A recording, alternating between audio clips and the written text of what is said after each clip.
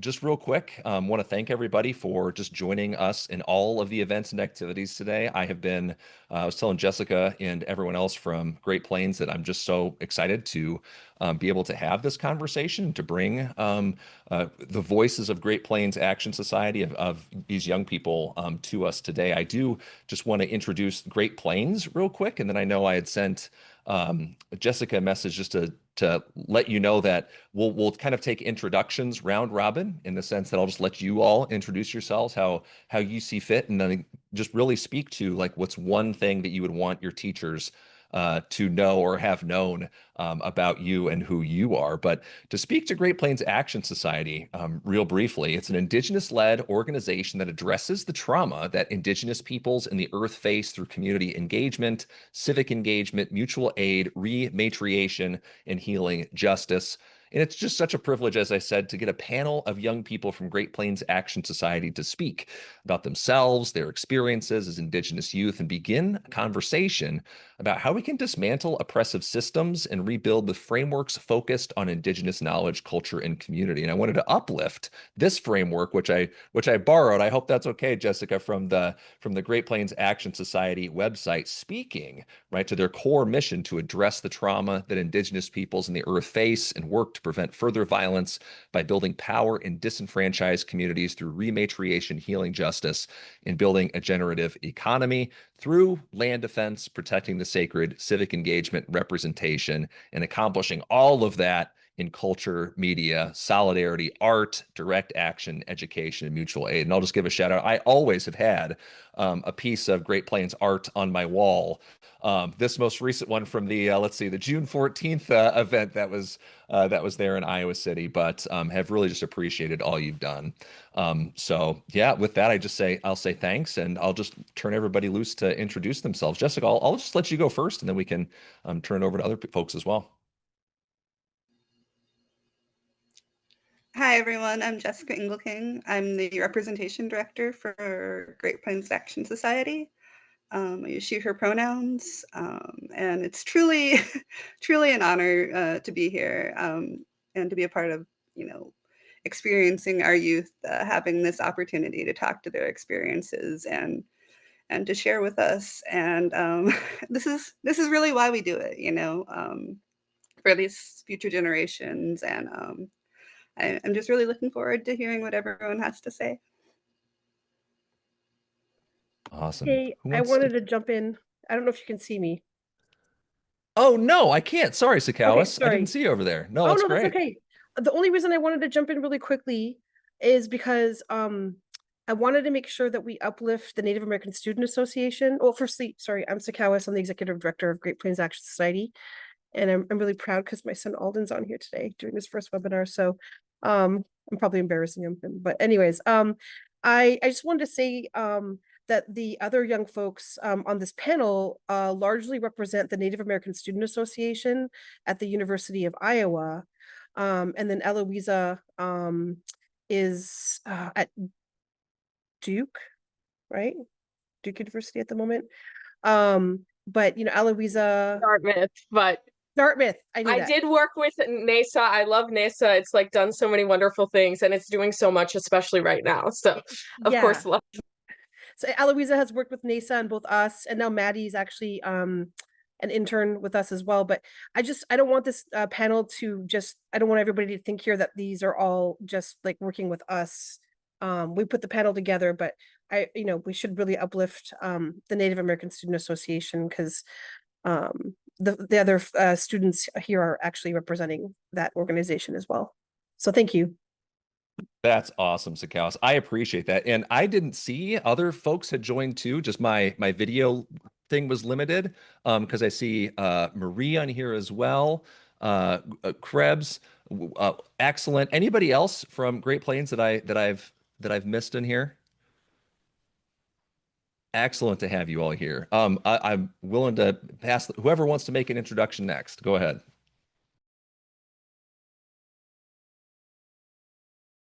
Eloisa, go ahead. Okay.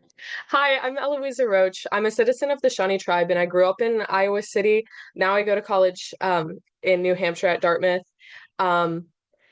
I think like when I was thinking about this question, I thought a lot about like my experiences, especially as a younger student, and as a younger student, really struggling to articulate to my teachers like the like frictions I was experiencing in class, and like the the issues that I was facing, not only from my peers, but also like from like people who had a lot more power than me, if that makes sense. And I feel like um Indigenous students especially have a very unique perspective coming into classrooms, especially those of us who have connections to community and have different ways of interacting with what education can mean. But I think like fundamental to any types of those educations is the fact that you're in a relationship with your teacher and that they have like a certain degree of power and authority over you. And I felt like a lot of times when I was younger, I was placed in situations where I was required almost to act as an educator to my educators instead of being treated as the student that I was, just because I had knowledge that they didn't have access to before. And obviously, everyone is learning at any point. But I just wished, especially when I was younger, that my teachers, my professors understood that, like, I was their student. I was a 15-year-old kid, and I needed help and I needed to learn more than I needed to be teaching them, if that makes sense.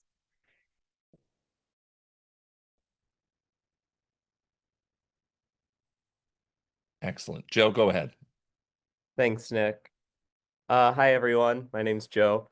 I'm an enrolled Aquinnah Wampanoag and a master's student at the University of Iowa studying urban planning.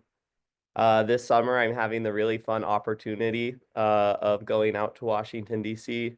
I'm working with the USDA's Department of Tribal Relations for about 10 weeks and have been able to meet a lot of really great people, including the people on this call. To answer the question that was asked of one thing that I'd like my teachers to know, past, present, and future, going down a similar thought as Eloisa did, it's really, I would like all my teachers to really understand that when I enter their classroom, I am more than entering a physical space, entering a relationship with them. And it's a relationship that, at least for my side, transcends the actual physical things that they're teaching me. I have found myself in all my years learn actually just how to be a person from my teacher. So it's really important to me that my teachers are human people. I think that'll resonate with this bunch. Alden, go ahead.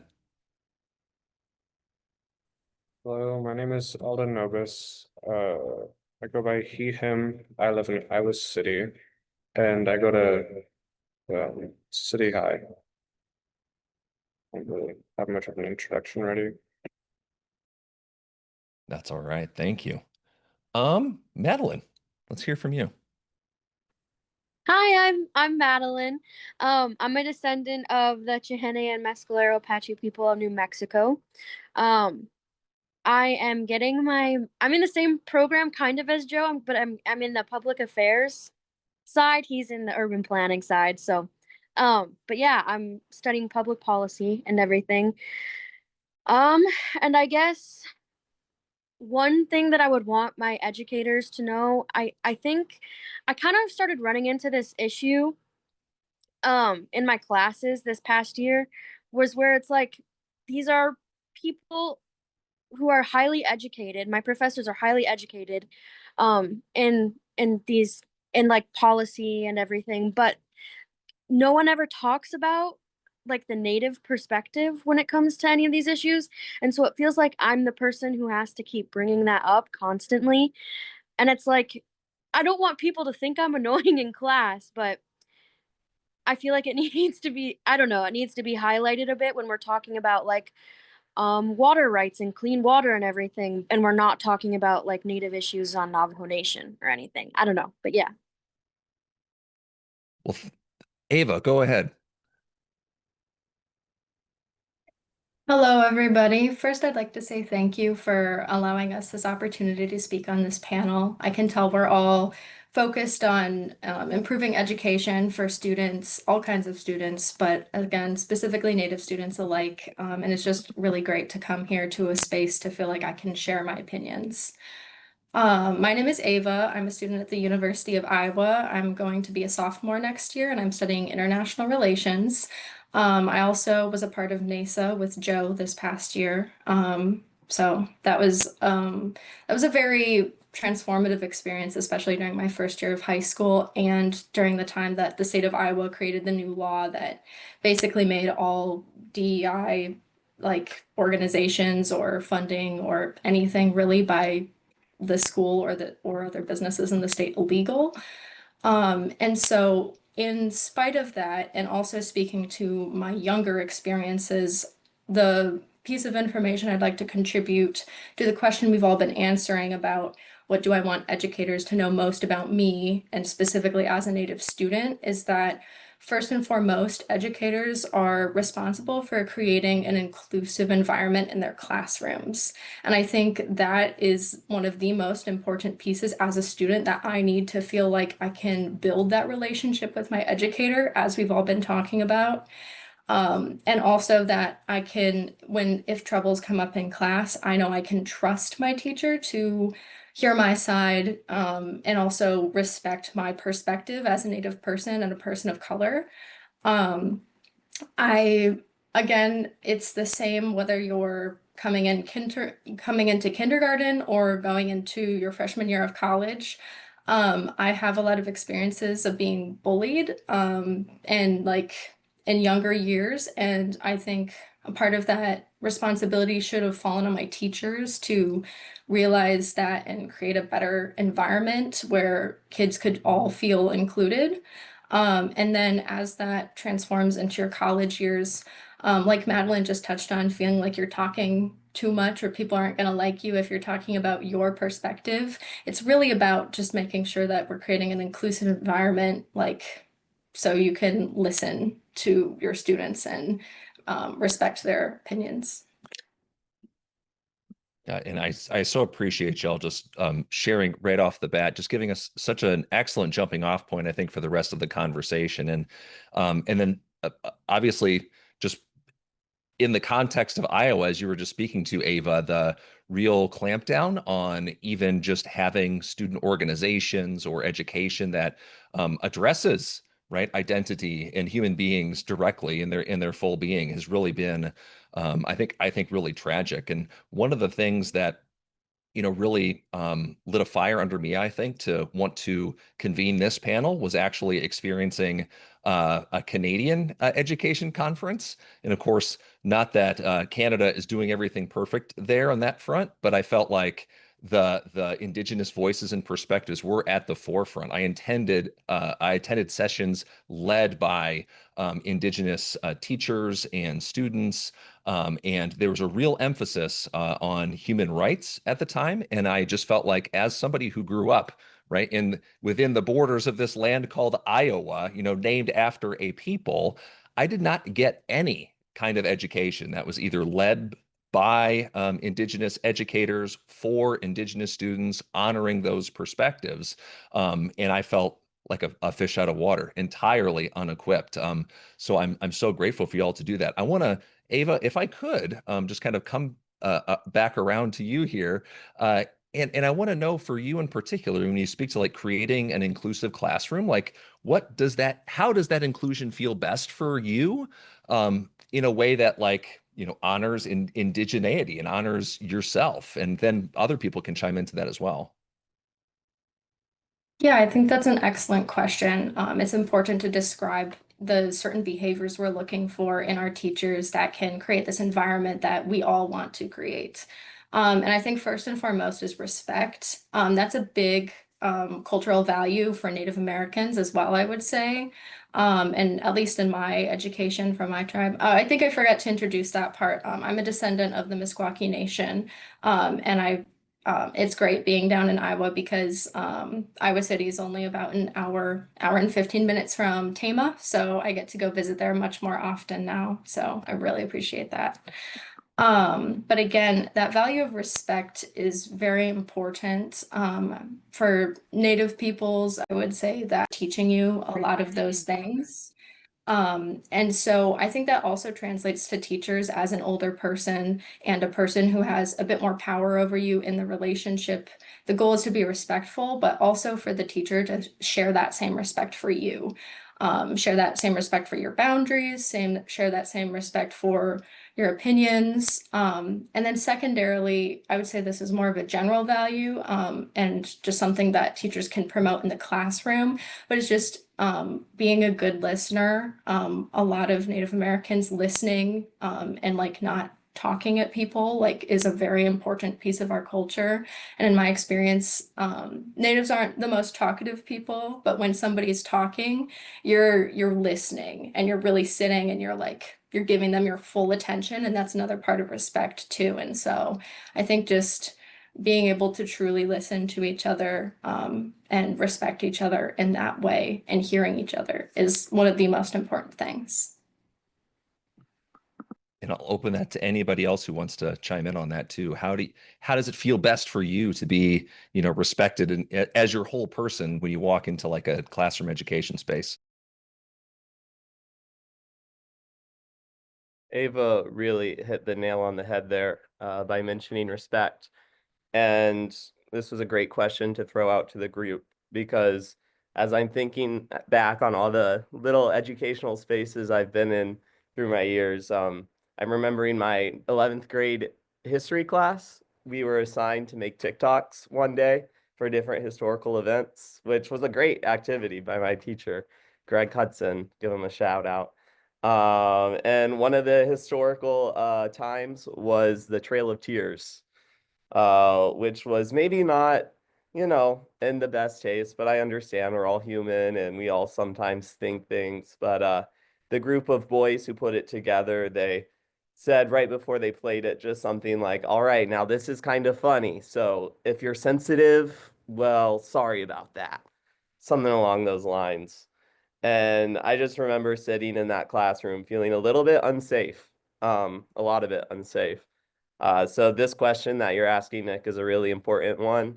It's one that really impacts the daily lived experience of students. If we're able to create safe spaces, we'll be able to create spaces that all students actually look forward to going to. And Ava was right by talking about this respect that is really at the center of a lot of Indigenous worldviews. Not only respect for the people in our family or the people who look like us, but respect also for ourselves and the world around us and for everyone. And thinking along those lines, I actually got to spend some time in an Indigenous educational environment, um, working as a peer mentor myself. So I was teaching some elementary school students of my tribe, and something that we were trained to do that I don't always see in educational spaces. I see it in the really great teachers, the ones who I remember. But the Indigenous way of doing education is one centered less on lecturing from the teacher and one based more on questioning, meant to cultivate curiosity in the students' minds. So if we can have professionals leading the classrooms who are more focused on creating students who know how to ask the right questions, I think we will see educational spaces just really start to fall into this inclusive place that we all want them to go to. That's excellent. Thank you. Anybody else on that?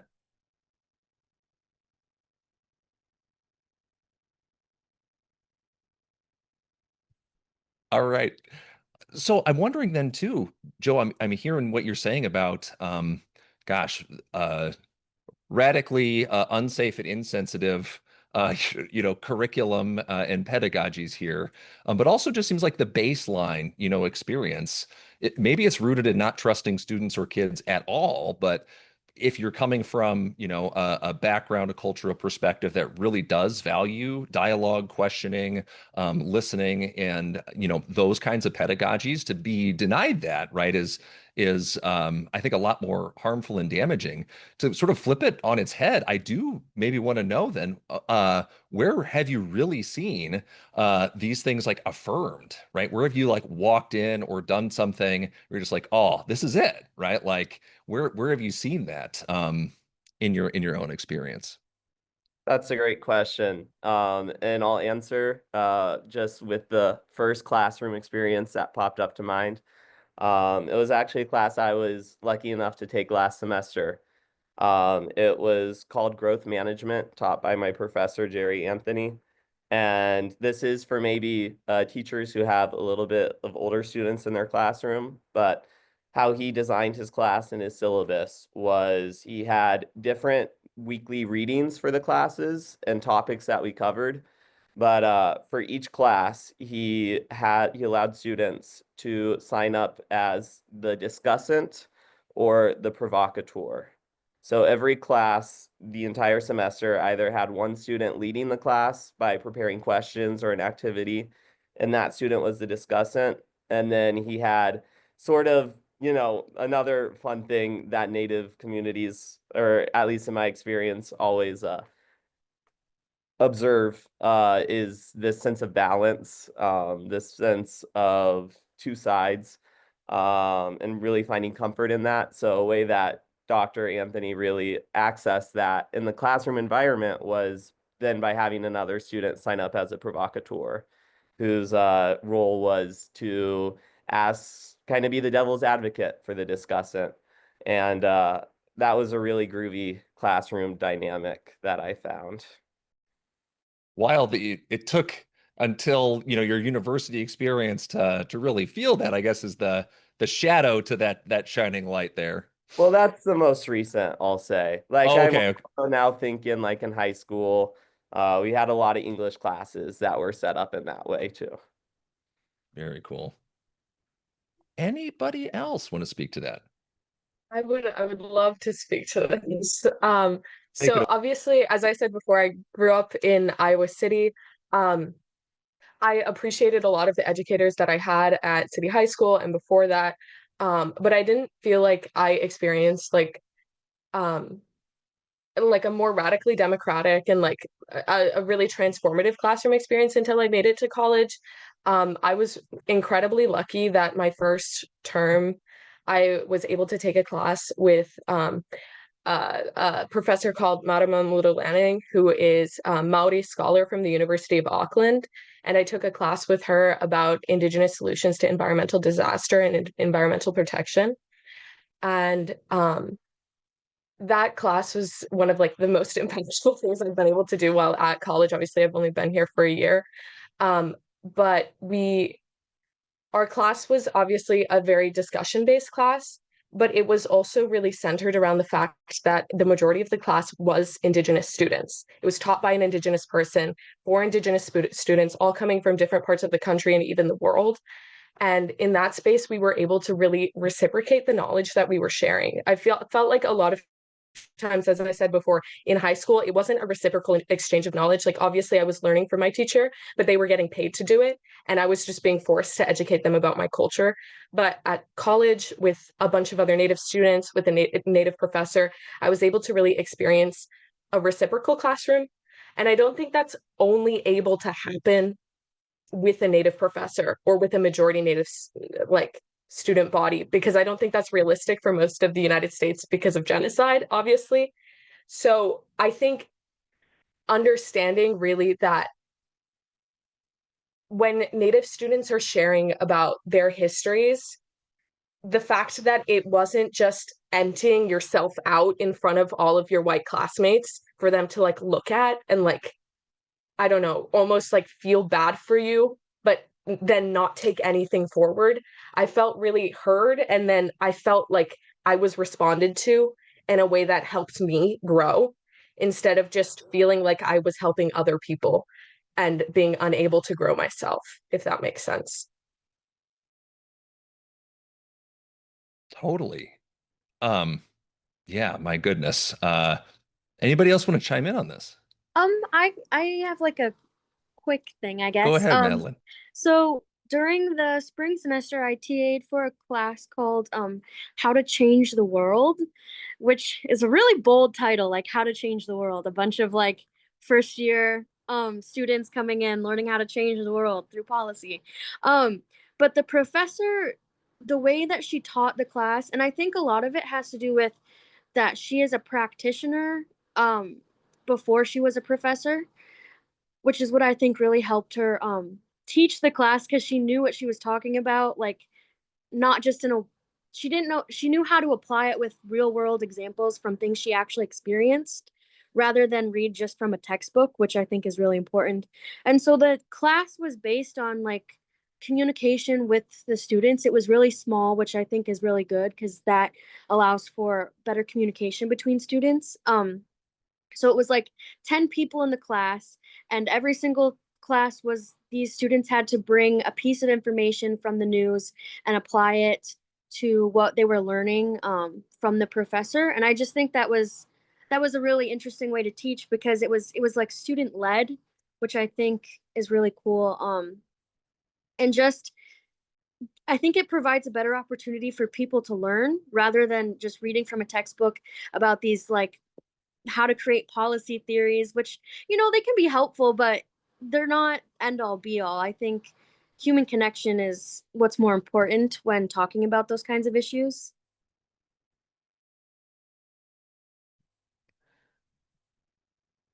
Anybody else on this? Ava or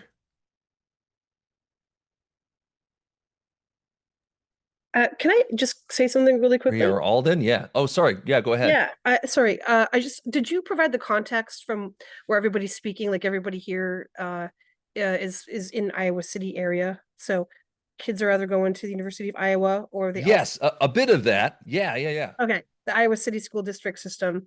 So I know that both Yeah. Alden and Eloise have experienced the Iowa City School District system, Yes. and then wanted to make sure that we're talking about the University of Iowa. That Yeah, context.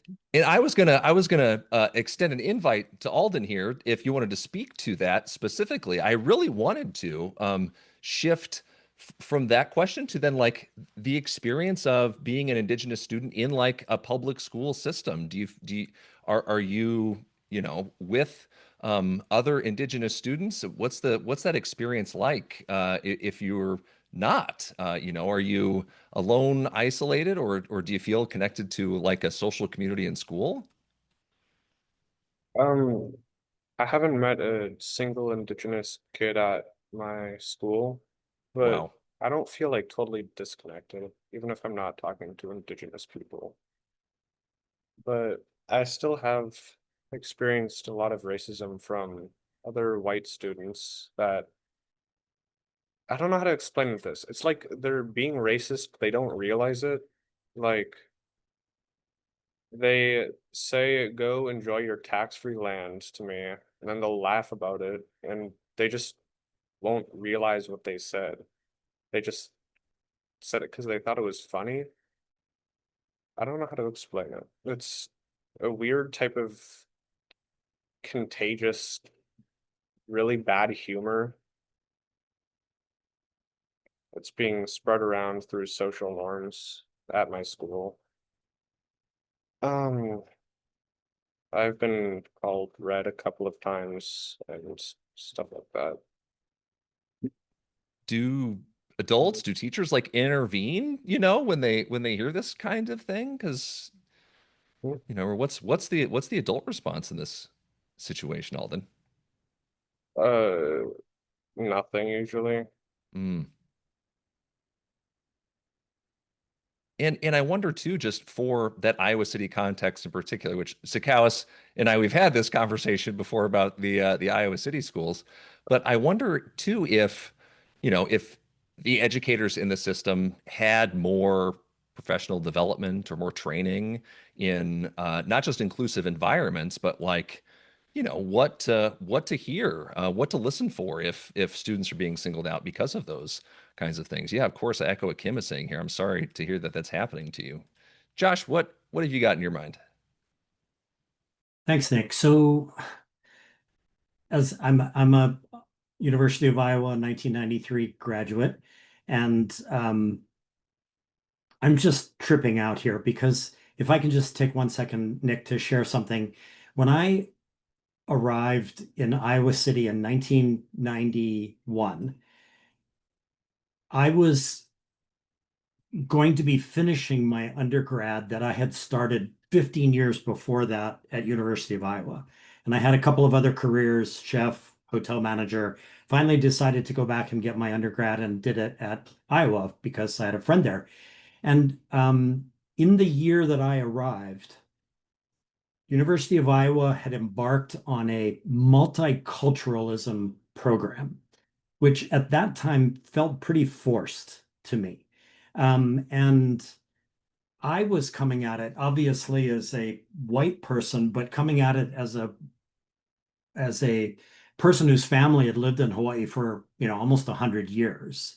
So I was coming from this deeply multicultural environment, and it just felt weird when I got there. And the reaction that was happening on campus was also weird. I mean, everybody was trying to figure out what was going on here, and I can't even find a question in here anywhere, Nick, and to the panel. But I'm struck by the idea from 1991 to 2025. Here we are, and yet Iowa City always felt like such a welcoming and just like incredible place. I almost decided to live there permanently way back in 1993. This Hawaii kid who could barely cope with the winters, but anyway, just wanted to throw that out there. This is really a trip for me. No, I mean, taking the long view, I was even, thinking Yeah. Jessica and Sakawas here, in your own school experiences, just I mean, if we could plug those in for a second, do you think the younger people, your kids, are having better experiences of school? Are they the same? What's changed, in taking the long view here between your own experience of school and what they're experiencing today?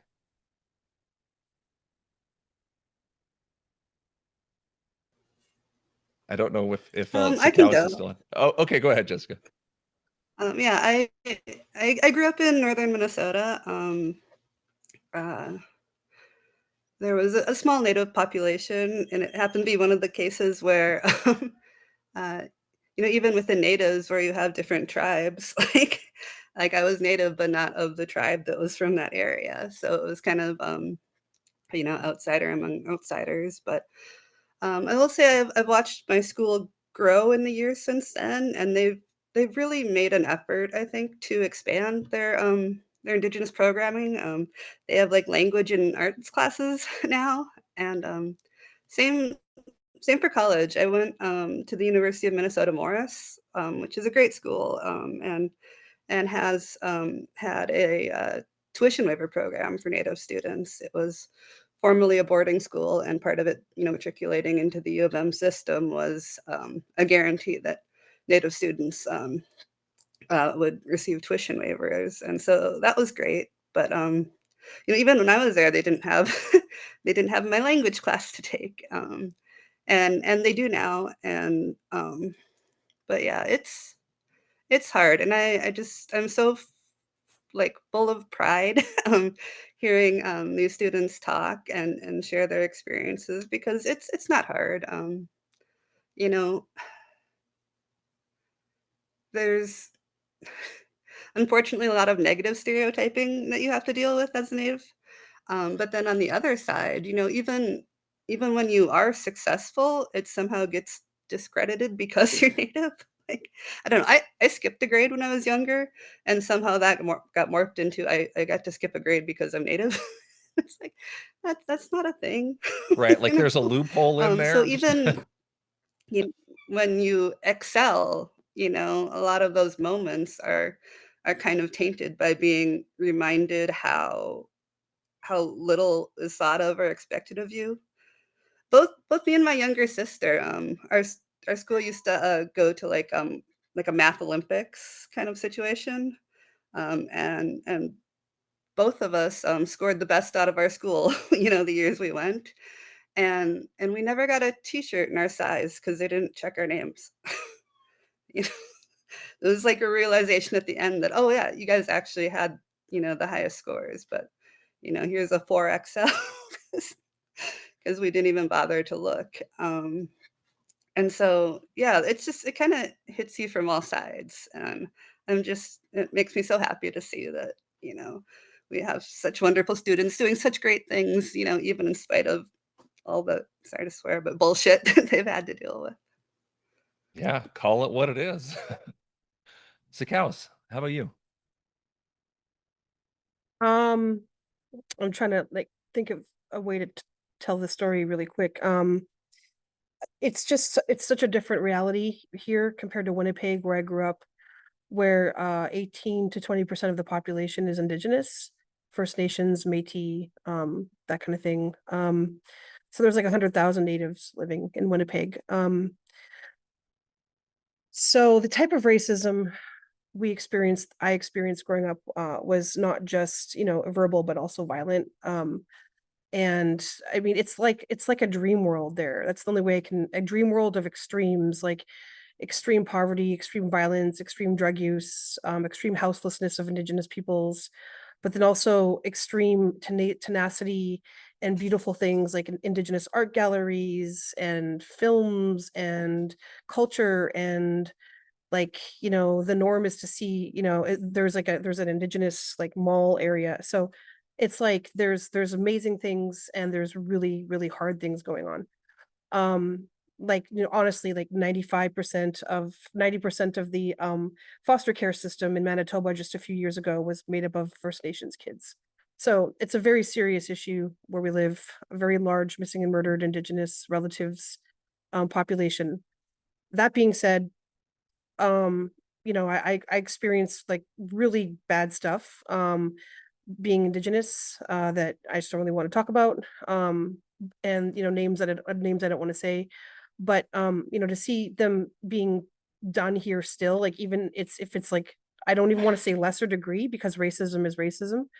Even though it's not violent, I still think that verbal abuse is violent. And so it bothers me. Here in Iowa, the racism is more of a form of erasure. In the US, I've noticed a big difference. They just want to pretend we're not here. They want to stereotype us, and they want us to be their good little Indians. And they want to be able to emulate us and play Indian a lot here, without any consequences. So I don't know if you guys know about my daughter's experience, but in grade 2, the music teacher thought it would be okay for the kids to put on a show for all the parents at the school, and all the kids emulating a powwow where the kids danced in and sang gibberish and pounded on plastic drums, and like that was okay. Like that, she thought that was okay. And I had just talked with the Iowa City School District a few months before. They asked me to consult with them about cultural awareness. So it was like so weird that this happened just right after that. And they don't care, like they asked for consultation, but they could care less. Like they just want to look good. They want to check a box on their little DEI forms. And that's it. They're not actually going to do anything. So Marie and I went to the board. We did all sorts of stuff. We insisted that they have this book called Rethinking Columbus 500 Years After. Everybody should have this book. If somebody can put the link in the chat, that'd be great. And I give those every year to my kids' teachers, every single year since Alden was in kindergarten. And yet there's been so many experiences that he and my daughter have experienced. So I don't know if it's better. I mean, I guess it's better in the sense that we're not getting attacked, you know, violently, but it's not good. Yeah, it just seems like it's shifted, and in like the, you know, there's the there's like the sin of omission, right? You know, you can commit the overt ones that you just do, and then you can actively cause harm on the other hand by not acting in many cases. And I think, you know, that is perhaps the shift you're speaking to. My gosh, of course. Go ahead, Joe. Thanks, Nick. and I'll be quick and then I'll let Madeline say, but what I'm really hearing with these stories about just some of the terrible things that happen in schools is, the question is sort of how are things today? How were things in the past? And what's this relationship between them? Have things really gotten better? And looking at the history, Madeline and I are both in a Native American policy group where we've gone to the National Archives actually, and we've held the documents from students at boarding schools in our hands. We've seen the pictures of their faces. And, thinking about my educational experiences, I had the microaggressions, probably not as bad as other people. I've had the things, but every day I can be grateful to that, I wasn't taken away from my family and sent to a boarding school. I'm a very metaphorical thinker. I like to think abstractly, which sometimes gets me in trouble. But as we're thinking about how times have changed for indigeneity in the US and for education, something that's just coming in my mind is it kind of feels like we're in that spot between spring and winter right now, where there's always a couple of weeks in March where the weather is 30 degrees one day, then 75 and sunny the next. And you're not sure if you're going to be in the winter time forever or if, things will finally be able to become better again. But someone with a long-term view of the land, which everyone can access, knowing this land has been here forever and knowing that native tribes have been on this land for tens of thousands of years, I can say pretty confidently we've survived the winter, at least this past winter of colonialism. And we're entering the springtime. We're in March. We've got this weird rise of fascism happening. But we're getting ready, and what's coming next is nothing but a renewal. So I'm excited. And Madeline, you have something to say? Yeah, it's hard to like follow up on that, Joe, because your words are always so beautiful. I'm like blown away by them. But I was kind of going to say something a little bit similar. I was going to say, like, kind of illustrate sort of like how it has changed throughout time for me. And like Joe said, we both have worked on a project with archival records of boarding school survivors. And I will always remember like the first time I opened up a document and read about a boy who was 13 years old who had passed away there. And then flash forward how many years to where we are now, and children aren't being stolen away to boarding schools and dying like they are. But like when my mom and her sister went to school in small town Wisconsin, like the basketball coach would say that they were drunk or on drugs and wouldn't let them play basketball, which is insane because they were like 14 years old. Where did that even come from? Kind of thing. And so my family in that small town had to like pull back, and they were super isolated from everyone, super isolated from the school like community and everything. And they just wanted to sort of get out of there. Our whole family's back in New Mexico.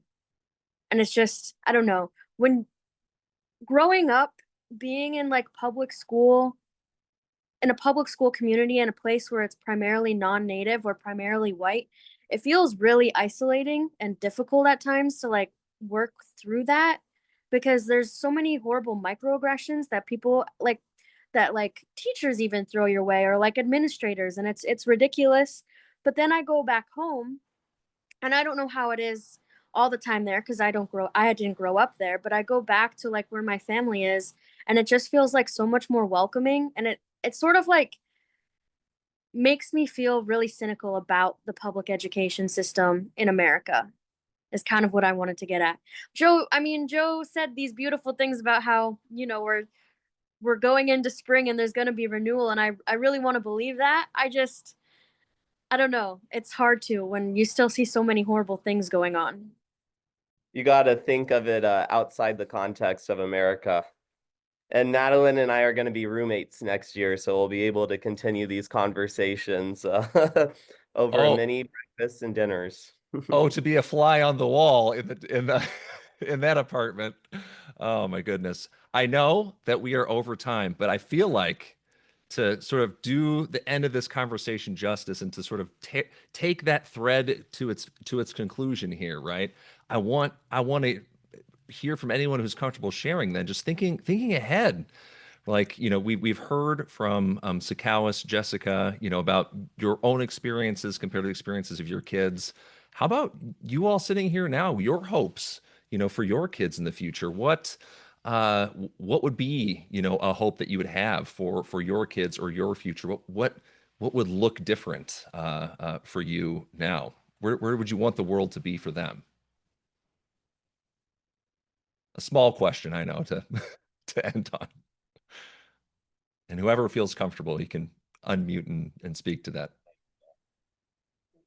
I can answer it. This is a question I talk a lot about with my own father. Um, and I think obviously we're talking about education, we're talking about pedagogy, and I feel like a lot of that to me also is really connected to language. My dad's a second language speaker of my language, which is Shawnee. I'm also a second language speaker, but nowhere near as good as him. And I want to live in a world where my children or my sister's children or my cousin's children can speak their language and learn from their relatives and do so in a way that not make it impossible for them to live in the future.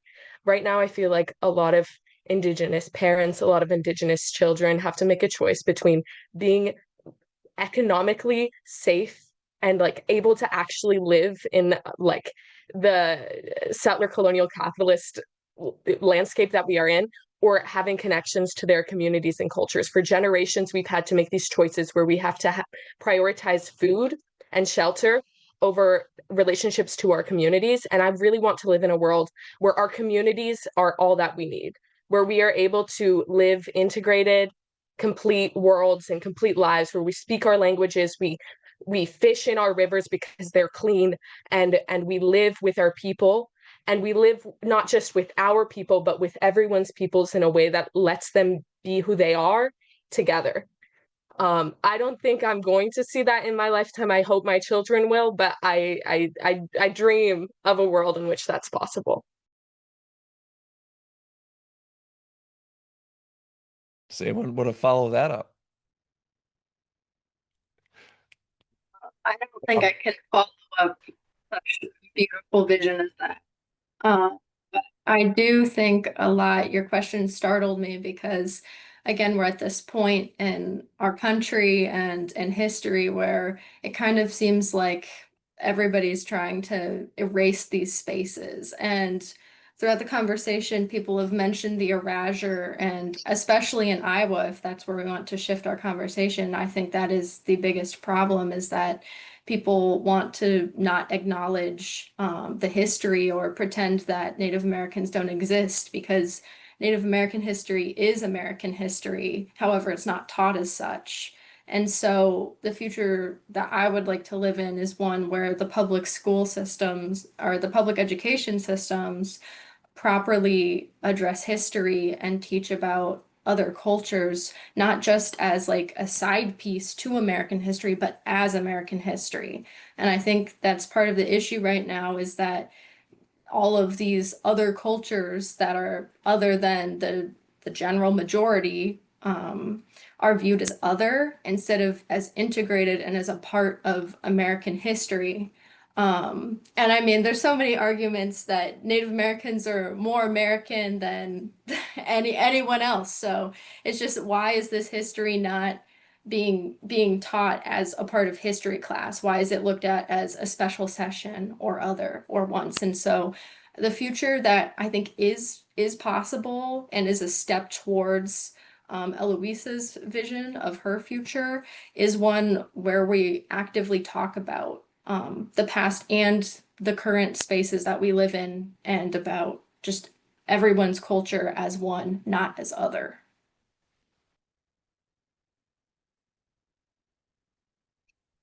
Anyone else on the panel want to speak to that? I'll offer a few words. Thank you again for the opportunity to be here and to speak and to learn from my peers. I've seen a couple of faces that I actually haven't seen in a few months, so it's always a good time being on Zoom meetings. But the question that I received was, what kind of world do we want? What kind of education system do we want our kids to be raised in? Which I think is a great question. And also, it's a question that is a little bit counter to the way that I've been using my thinking process recently. I've been practicing going from more of a goal-oriented mindset to a process-oriented mindset. So, I can answer the question, what kind of education system do I want my child to live in? It's the one that Eloisa described. It's the one that MLK Jr. described, that city on a hill. But for me, it's like a mountain that's higher than a 14er. It's a peak that I can't climb to. So focusing on that goal is just a little depressing. But I think the way that I can answer that for myself with the process-oriented mindset is less about the education system that I want my daughter to inherit, more what I want my future child to feel like I did to get her on the way there. I want to be able to pass off a world where my daughter or son is able to say, well, he took his backpack as far as he could, and he dropped it off for me here to continue his journey. And that's my goal, and we're going to make it there. We're going to do it. Joe, yeah, what an empowering way, I think, to end the conversation. And again, I'm jealous that Madeline gets to have those with you over those many breakfasts and lunches and dinners. I'm just, again, super grateful for you all for joining us today, for sticking around overtime. Joe, Madeline, Ava, Jessica, Marie, Alden, Eloisa, Sakowis, Great Plains Action Society, NASA. I'm just in awe. I appreciate it. And I hope that the participants today just take away a lot about going back to our classroom spaces and humanizing them for everybody. I think is a really powerful, imperative message that we have. So thank you all for joining us here today. I will just say, yeah, shifting gears, I suppose, just because we have a couple of evening activities. And again, anybody is free to join these. If anyone on the panel needs me to send you the Discord link and stuff, you can just email me or message Jessica. She's got my email as well. We'll be actually building PBL projects at 5:30 Eastern. And then anybody who was part of the Scholark play test last night as we got that off the ground, I feel like tonight might move a little faster because we kind of got the rules and things down. But if you're new, we'll be more than happy to show you the ropes on this as well. So yeah, a couple more things to wrap up the evening. But again, just a huge thank you to the panel organized by Great Plains Action Society. I'm just so grateful for y'all. I hope you have the good rest of the night. Okay. Take care.